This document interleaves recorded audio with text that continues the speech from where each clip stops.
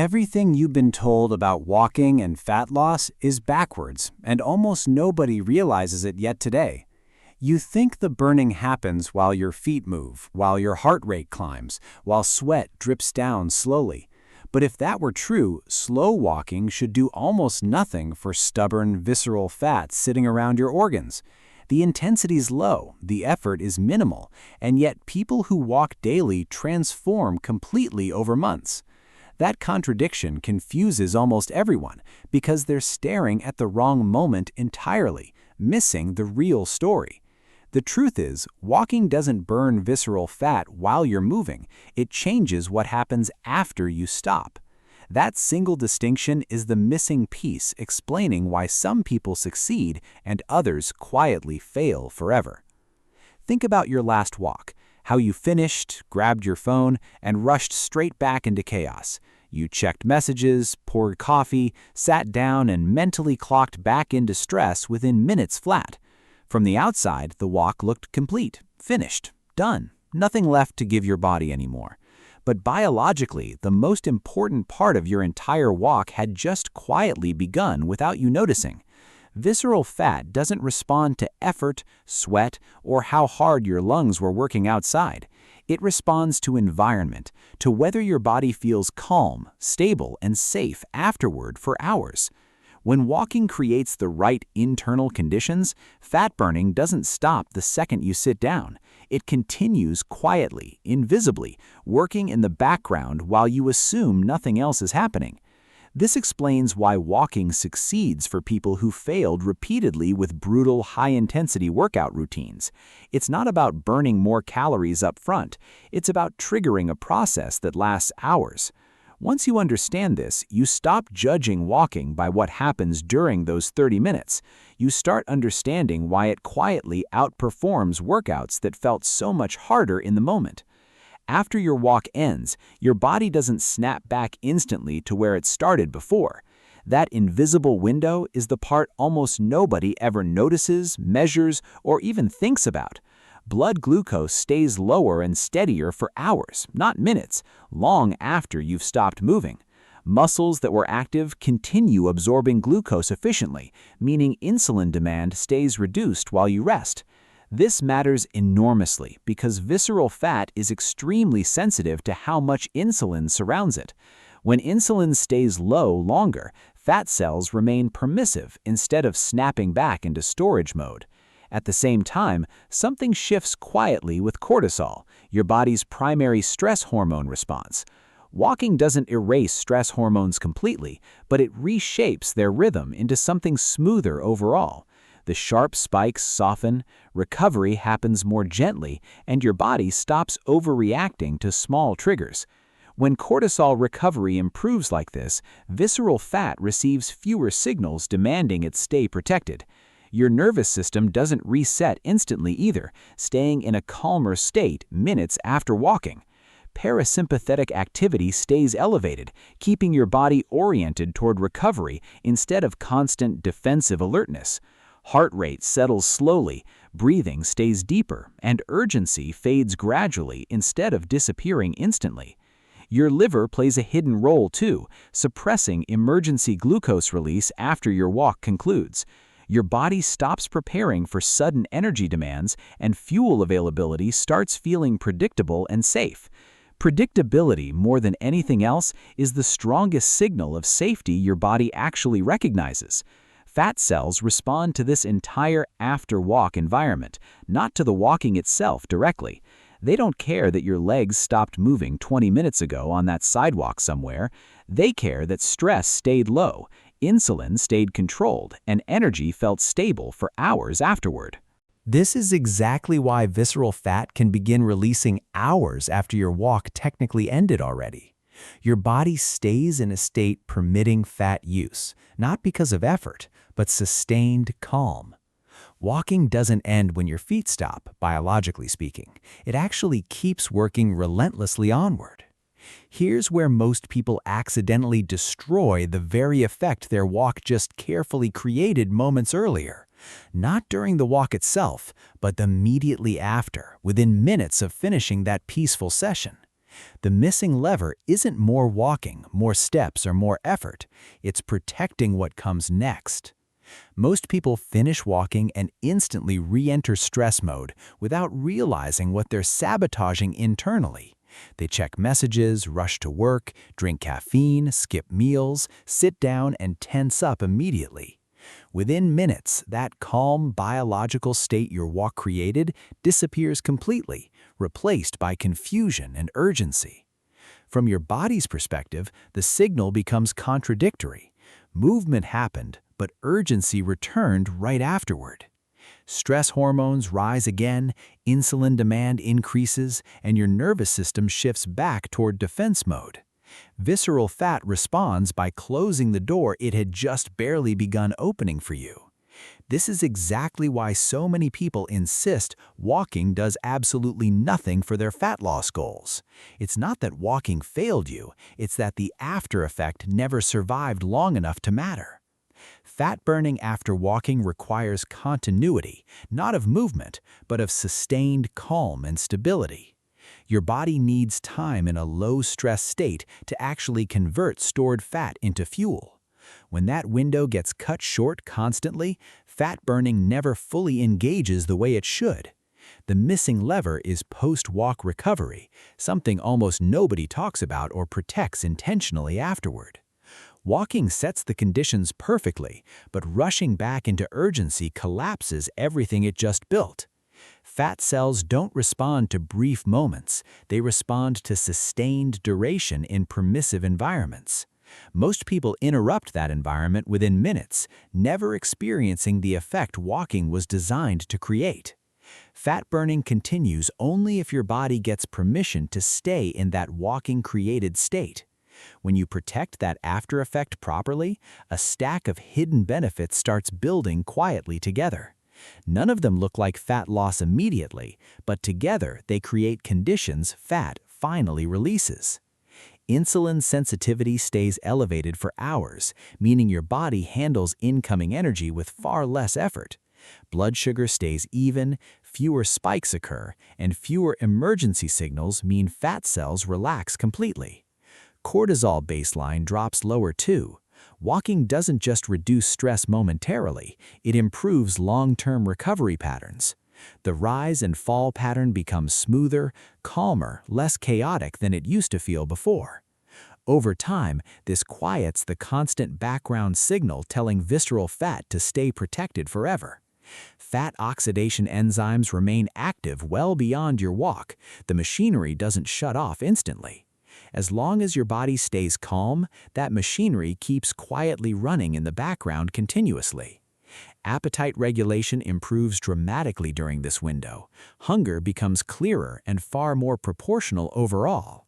Cravings lose their urgency not through discipline or willpower, but because your body finally feels stable.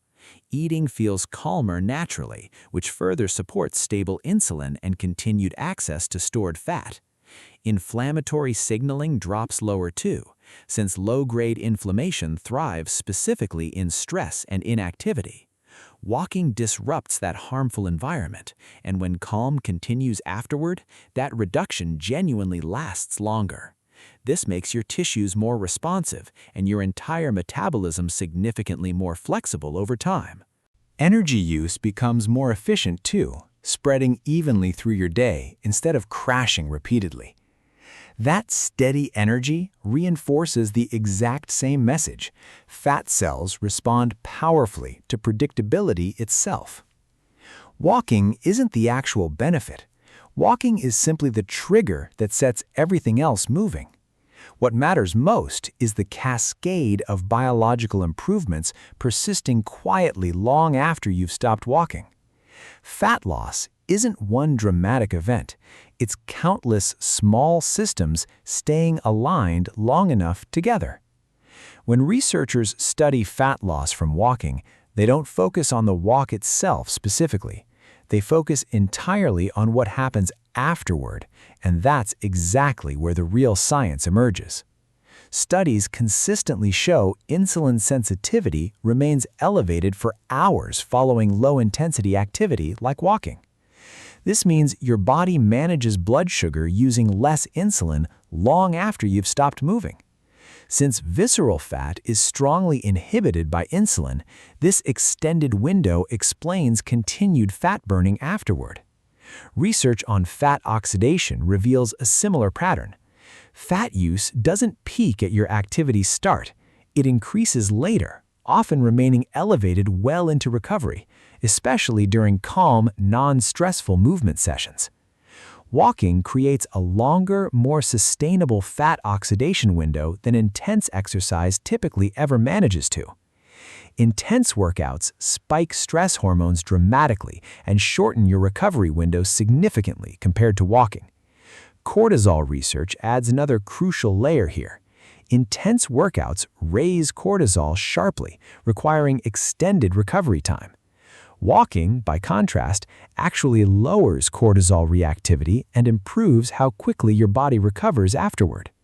Your body returns to baseline faster and stays there longer, giving visceral fat fewer reasons to hide.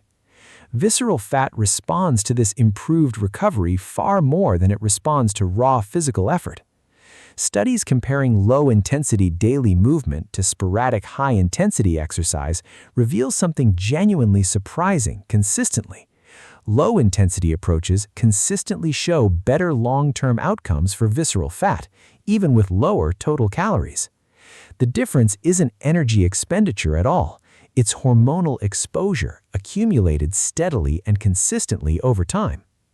From a neurological standpoint, regular walking improves parasympathetic activity and reduces background threat signaling significantly.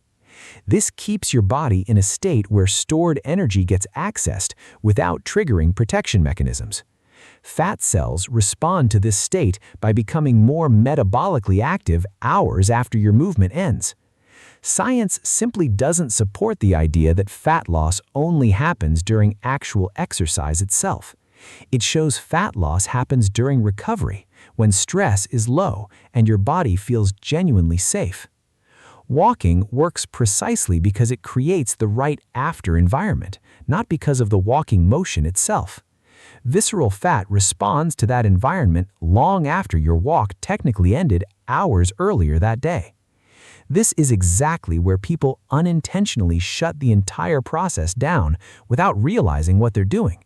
Not because they walked incorrectly, but because of what they immediately did afterward without thinking twice. One common mistake is spiking stress the moment your walk ends by checking emails immediately, scrolling news, rushing into work, or mentally switching back into urgency destroys the calm state instantly. Your body doesn't separate physical stress from psychological stress, treating both identically as genuine threats. A sudden return to pressure raises cortisol again, telling visceral fat to stop releasing stored energy. Another mistake is heavy caffeine immediately after walking, reversing the hormonal environment your body just built. For a body shifting into calm, a strong stimulant abruptly flips everything back into high alert mode. Cortisol rises again, insulin dynamics shift, and your permissive fat-burning window narrows or disappears completely. Some people skip food aggressively after walking, assuming fasting will somehow amplify their fat loss results. But extreme restriction backfires here. Your body interprets scarcity instead of stability, triggering protection mode instantly. Fat cells respond by closing again, exactly the opposite of what you were trying to achieve. Screens play a significant role too. Bright light and constant notifications keep your nervous system alert. When your brain stays overstimulated, parasympathetic recovery gets cut short before it can fully deepen. The calm state your walk created never gets time to properly develop into something lasting. There's also the mistake of self-judgment, constantly asking whether your walk even accomplished anything meaningful. Measuring, comparing, and doubting immediately afterward creates mental tension that becomes genuine biological tension too. Your body reads that uncertainty as a threat, undermining the very calm state you just built. None of these actions seem dramatic alone, but together they interrupt conditions your walk carefully created. Fat burning after walking remains fragile initially, requiring a genuine stretch of calm to continue properly. When that stretch breaks, your body defaults immediately back into protection mode, closing everything down again. Walking doesn't fail here, the after environment fails, and that distinction changes everything you thought before. When you view it this way, walking stops being something judged by calories burned during it. It becomes training for what happens after effort ends, not during the effort itself happening. Walking isn't a calorie tool, it's fundamentally a regulation tool, teaching your entire body something valuable. It trains your nervous system to recover instead of staying constantly alert and defensively tense. It teaches your hormones how to descend smoothly instead of spiking violently, then crashing hard afterward. It shows your metabolism energy can be used without urgency, threat, or the need to hoard. Visceral fat responds directly to that lesson, learning slowly that calm is the new normal. Fat doesn't burn because you moved, it burns because your body learns calm as the default. When calm becomes familiar and consistent, your body stops locking emergency energy around vital organs permanently. In this frame, walking isn't about pushing your body into action forcefully or aggressively at all. It's about teaching your body what genuine safety feels like once the action has ended completely. That's why the most important part of any walk is often the hour following it entirely. This also explains why harder workouts aren't automatically better for stubborn visceral fat around your organs. Intensity trains your body to expect stress repeatedly, while walking trains it to expect recovery instead. And recovery, not intensity, is genuinely where real fat loss happens inside your body consistently. When walking repeats day after day, your body begins assuming this calm afterstate is completely normal. Cortisol rhythms adjust naturally, insulin sensitivity stays higher for longer periods, and balance becomes your default. Your nervous system spends less time in defense and considerably more time resting in balance. Fat loss becomes a quiet background process instead of an exhausting daily battle you constantly fight. Walking doesn't force visceral fat to burn violently. It creates a body that no longer protects it, and that's precisely why walking keeps working long after you've physically stopped moving that day. If you want walking to keep working, the goal isn't adding more effort or more intensity. It's protecting what your walk already created, guarding that fragile window immediately following your session carefully. When you finish walking, resist the urge to rush immediately into stimulation, chaos, or sudden urgency. Give your body a short buffer, just minutes, where breathing stays calm and posture remains relaxed. This doesn't need to become a rigid ritual. It just needs to feel gentle and unhurried. Eat in a way that feels steady, not extreme, restrictive, or driven by panic or fear. Walking has already improved your insulin sensitivity, so let that work naturally instead of testing it. Calm eating reinforces the exact same signal your walk just sent throughout your entire body. Delay heavy caffeine and screens when you genuinely can, even briefly, to protect this fragile window. Even a short pause helps your parasympathetic system stay active considerably longer than you'd expect otherwise. That extra time spent calm isn't wasted time. It's precisely when fat burning actually continues happening. Most importantly, don't evaluate your walk immediately afterward like some kind of real-time performance score. Fat loss from walking isn't a performance you measure instantly. It's a process unfolding quietly. It unfolds specifically when your body is left undisturbed, protected, and free from unnecessary interruption afterward.